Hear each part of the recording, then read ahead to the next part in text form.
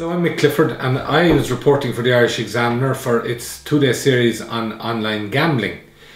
The whole area of online gambling was something that at the Examiner we felt it was worth looking into, particularly on the basis that online activity seems to be outstripping activity in traditional areas like bookmakers.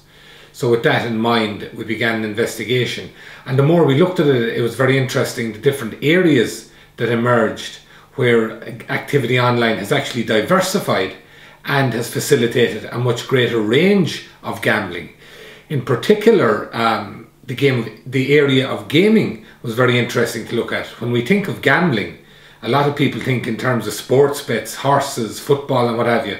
But gaming actually, we found, is probably the quickest expanding area of online gambling. The whole business of poker, bingo, casino gambling, all of that has become very popular with punters, and it allows them the facility to game effectively from their own homes. It's very interesting. In the UK we discovered that bingo in particular has become very popular with women as a result of a newly installed smoking ban in that country, following in the wake of our own smoking ban here a number of years ago. Casino gambling is also very important.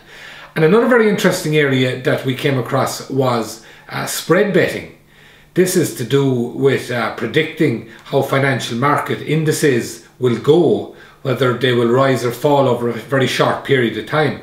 Now, this is a highly lucrative area of gambling, a very complex one as well. But interestingly, since it's gone online, we discovered that an awful lot of people who normally wouldn't go near a stock market or know anything about stocks and shares now are getting involved in spread betting. But just as it's lucrative, we've also discovered that it can be very dangerous for a lot of people as well, because as you can make huge amounts of money, you can just as easily lose them.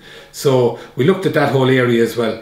Then there's the dark side of online gambling, and that's to do with those who are disposed towards developing a problem. If you were inclined to develop a problem in traditional gambling, going through bookies and whatever, the opportunity or the dangers in doing so online are a multiple of that, as was the case from traditional areas.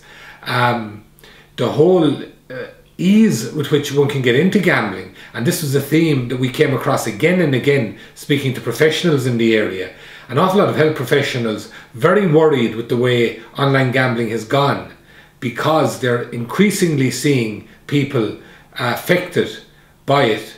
Compulsive gamblers, those who have developed addictions, that the online game facilitates those addictions far easier, and is therefore, in the opinion of a lot of health professionals we spoke to, far greater dangers involved as a result.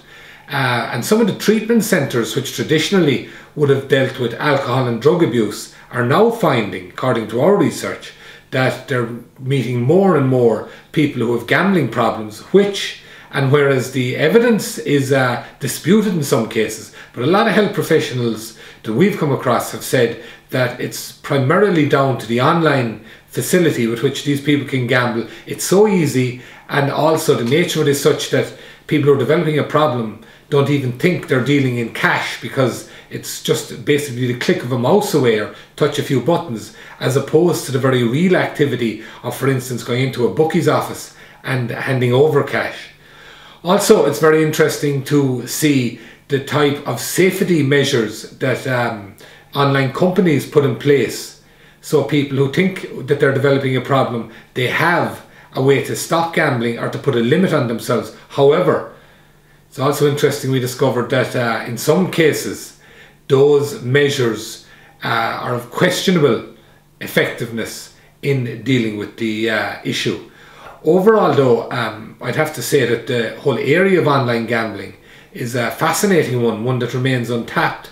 And crucially, when we look at it closely, the legal aspect of the problem is very complicated. It would very much appear to be the case that the law has yet to catch up with technology in relation to online gambling, and this is something that the government are going to have to look at, and they already seem to be making moves in that area.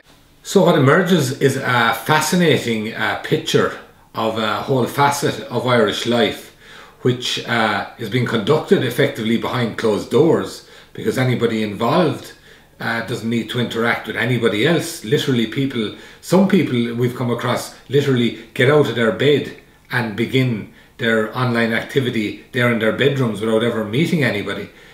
And it's a whole area of life that's expanding. It's big, it's going to get bigger. It was a fascinating thing to research, and I think it will be a fascinating thing to read about as well in the Irish Examiner.